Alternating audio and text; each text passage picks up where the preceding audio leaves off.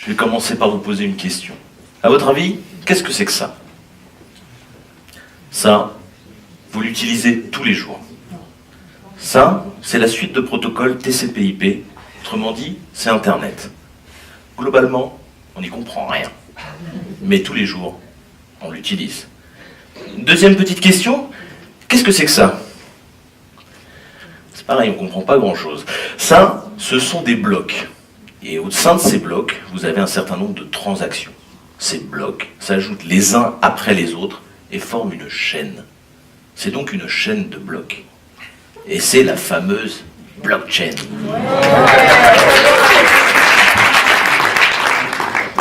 Alors la bonne nouvelle, c'est qu'on ne va pas décrypter ensemble cette slide pour comprendre ce que c'est que la blockchain.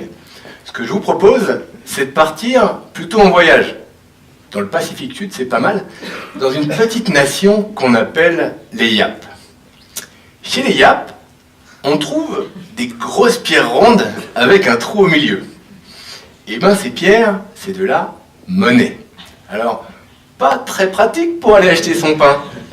Mais les Yap ont trouvé une solution. Ils utilisent la tradition orale pour savoir à qui appartient quelle pierre. Imaginons que la grosse pierre que vous voyez au premier plan appartienne à Alice. Et que Alice ait décidé d'aller acheter une voiture à Bob.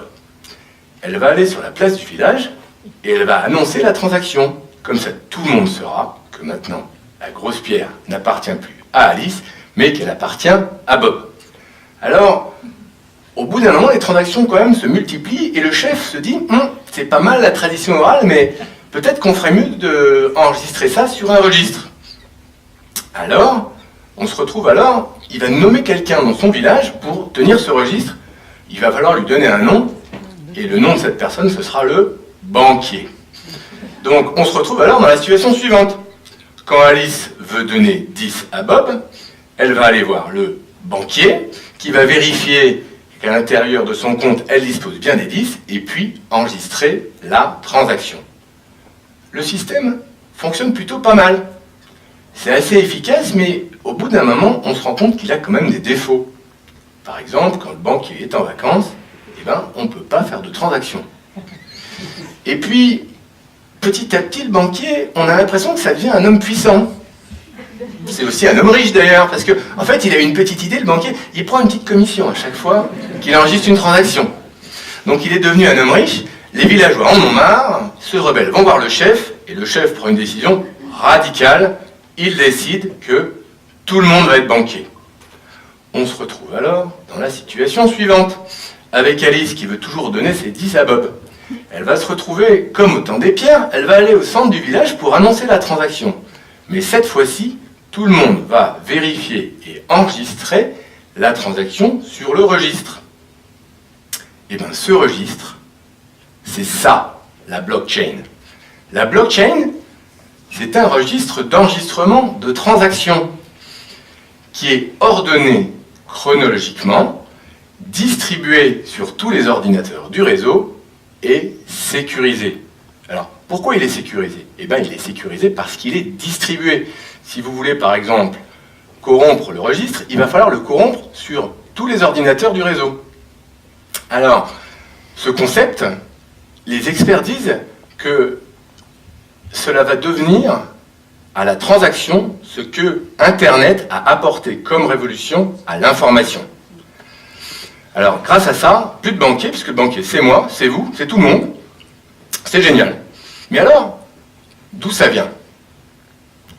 Nous sommes en 2008 et le monde vient de connaître la crise des subprimes.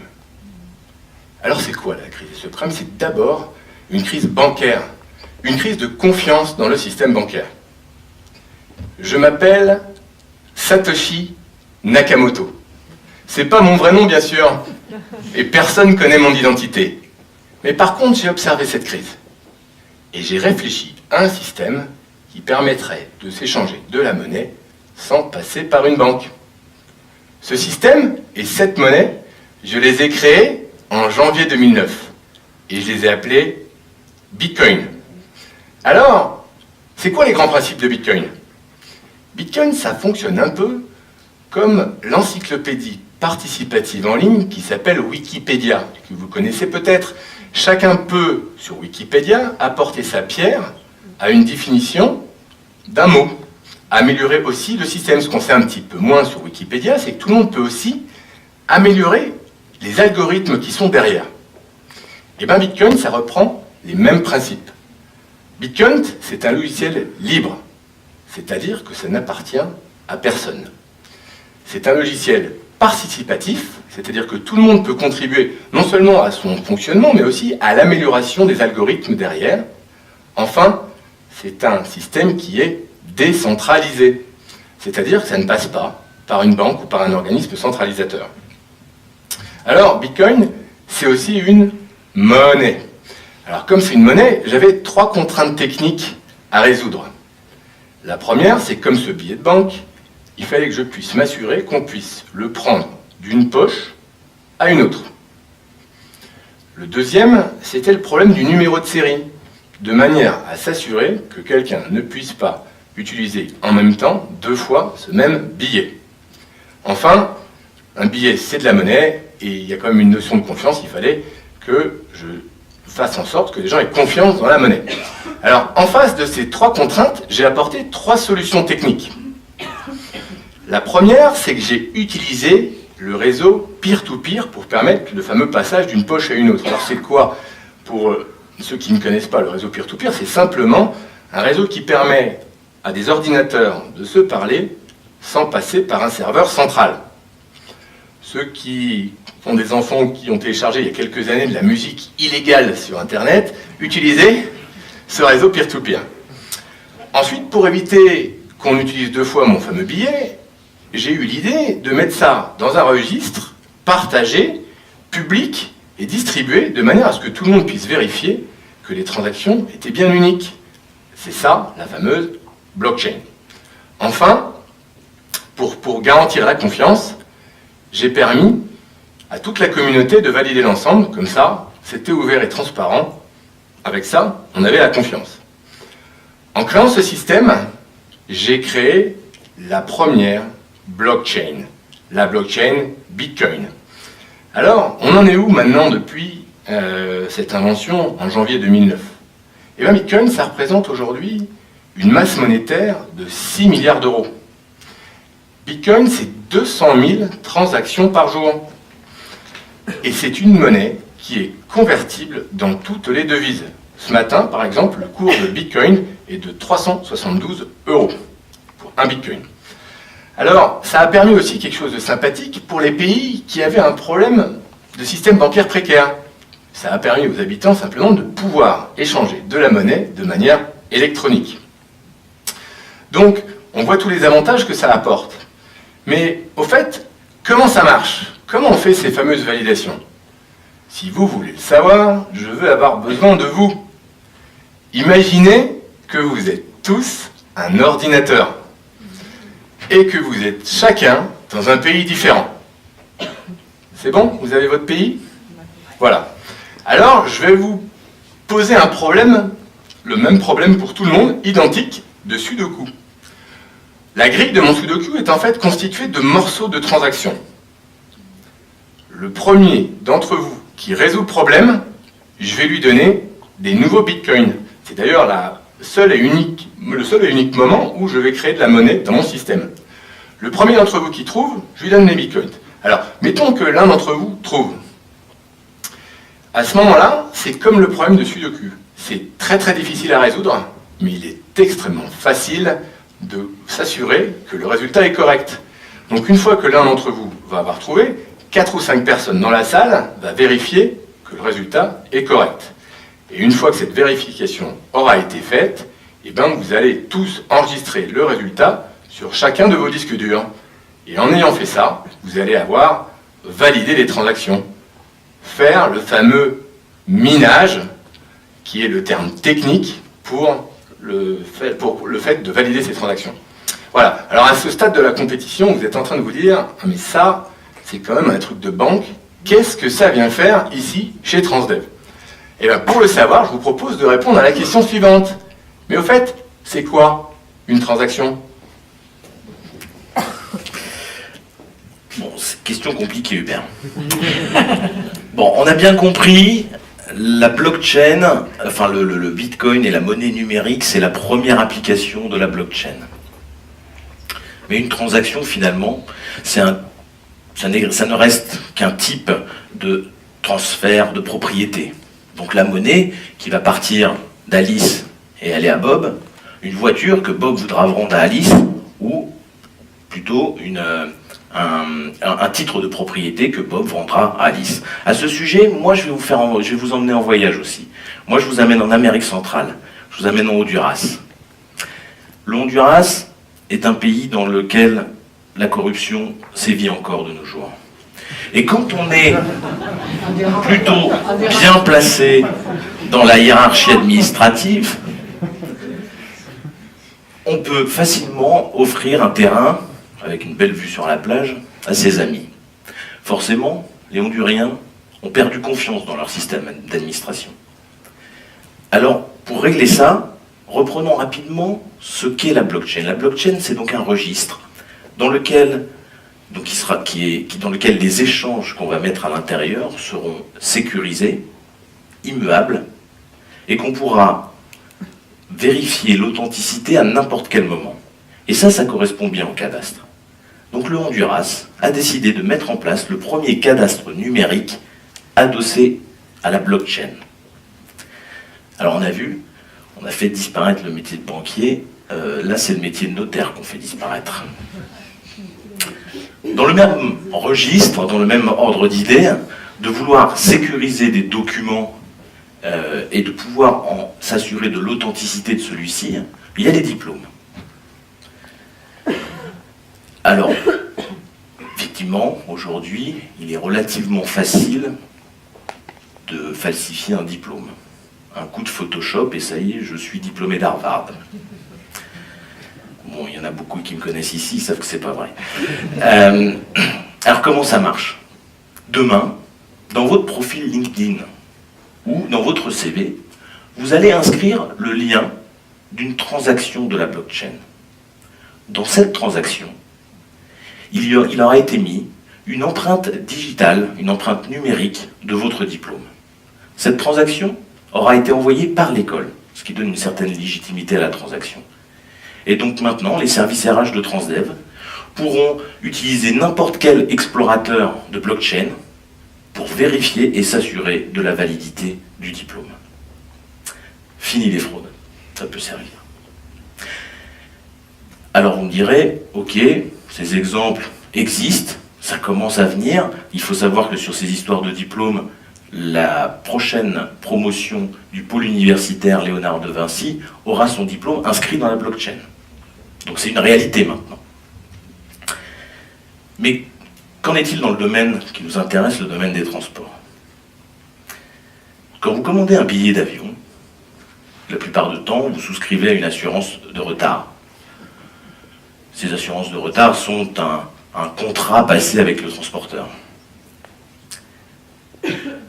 Aujourd'hui, quand vous arrivez en retard, c'est un peu la galère. On s'est tous retrouvés dans le truc où il faut donner un papier pour justifier du retard, il faut attendre un temps de traitement administratif relativement long, et puis là on peut espérer avoir une compensation sur le retard.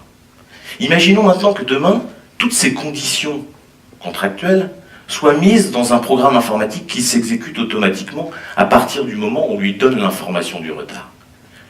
Vous atterrissez à Paris, la compagnie ou l'aéroport ouvre la donnée du retard, c'est directement implémenté dans ce programme qui va transférer à la blockchain l'autorisation d'une transaction. Vous arrivez, vous atterrissez, vous avez déjà l'argent de la transaction qui est sur votre compte.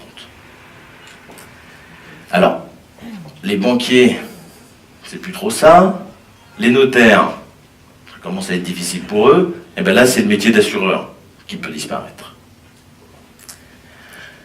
Prenons maintenant le cas d'Uber. Pas Uber, hein. Uber. Merci. Alors, on connaît tous Uber, on connaît tous ce que Uber a fait et l'ubérisation du monde des taxis. Uber, finalement, a capté la relation entre les conducteurs de VTC et les clients. En captant cette relation, ils ont la main mise sur à peu près tout. On se souvient, en octobre de l'année dernière, ils ont décidé de baisser de 20% le prix des courses. Alors très bien pour le client. Pour les conducteurs, c'est un peu difficile et leur chiffre d'affaires s'en trouve fortement impacté. De la même façon, Uber, je vous le rappelle, prend 20% sur les transactions qui ont lieu à chaque course. Alors en quoi la blockchain peut nous aider là-dedans? Imaginons maintenant que on considère un pool de VTC dans une région donnée. Ceux-ci décident de se mettre et de créer une sorte de coopérative 2.0 dans laquelle ils vont baser les éléments de gouvernance à travers de choses relativement claires, précises, et tout ça inscrit dans la blockchain.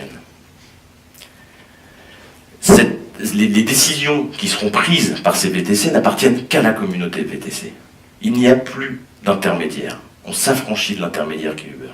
Alors évidemment, on voit tout de suite l'intérêt. L'intérêt, c'est qu'ils vont fixer eux-mêmes leur prix, et donc en fonction du marché s'adapter.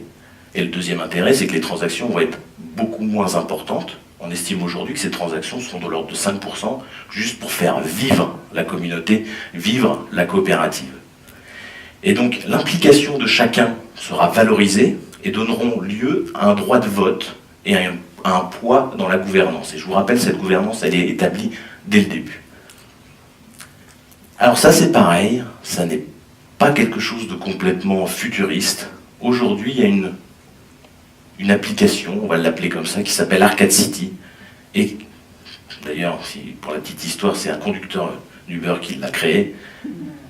Et cette application permet d'avoir une organisation autonome, complètement décentralisée. Et c'est bien une relation désormais entre le VTC et son client qui prévaut. Un dernier exemple, dans le monde du transport, la Zooz. Alors la Zooz, c'est un service de covoiturage urbain, comme on peut en connaître par ailleurs. Mais en quoi la blockchain est intervenue dans ce sujet? Eh bien la Zooz, là encore, on est sur une plateforme autogérée. Quand vous êtes covoitureur, vous emmenez un certain nombre de personnes et vous êtes rémunéré par des jetons. Ces jetons, ils les ont appelés des Zooz, original. Ces Zooz sont stockés dans la blockchain. Le lendemain, le même covoitureur devient covoituré. Et il va utiliser ces Zooz pour rémunérer la personne qui le transporte. Là encore, le principe même de la Zooz, c'est de créer un écosystème dans lequel il y aura ces échanges ces fameux échanges de Zooz. Ainsi, les développeurs qui vont aider à mettre au point l'application et à la maintenir dans le temps seront eux-mêmes rémunérés en Zooz. Une personne qui va faire de la communication participera à l'aventure, sera elle-même rémunérée en Zooz. C'est donc tout un écosystème qui se crée autour de cette application. Alors, juste pour finir, la blockchain, on a bien compris, c'est un truc qui est en pleine révolution, c'est quelque chose de pas complètement mature aujourd'hui. Beaucoup disent que c'est un peu utopique. Souvenez-vous juste d'Internet. Internet, les premiers protocoles sont arrivés dans les années 73 et le fameux WWW, le World Wide Web, a fini par arriver en 90. Et aujourd'hui, on est tous connectés, on l'utilise tous. Alors je pense que cette technologie blockchain, il faut la suivre. Et donc, en synthèse... Et bien en synthèse, on a tous compris que la blockchain va apporter une vraie révolution sur les transactions. Elle va aussi apporter la possibilité, et c'est important, de pouvoir créer des coopératives 2.0 de manière extrêmement facile. Alors nous, opérateurs de transport, eh ben, ça va nous obliger à repenser l'organisation des mobilités. Alors, maintenant que vous connaissez tous ce que c'est que ce fameux gros mot de blockchain, eh ben, on va pouvoir réfléchir ensemble, tous ensemble, pour faire en sorte que cette nouvelle technologie constitue un atout pour le transdev de demain. Merci. À tous. Bravo.